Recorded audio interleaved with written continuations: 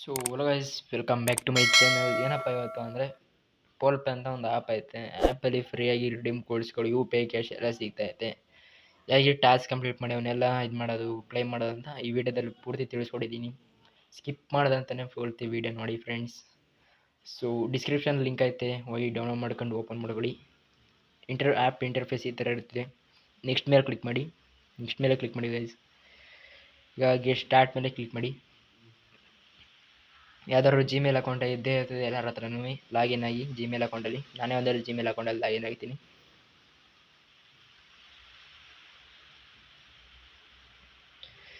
So Gmail ಅಕೌಂಟಲ್ಲಿ login ಆದಮೇಲೆ interface ಈ ಥರ ಇರುತ್ತೆ ಫ್ರೆಂಡ್ಸ್.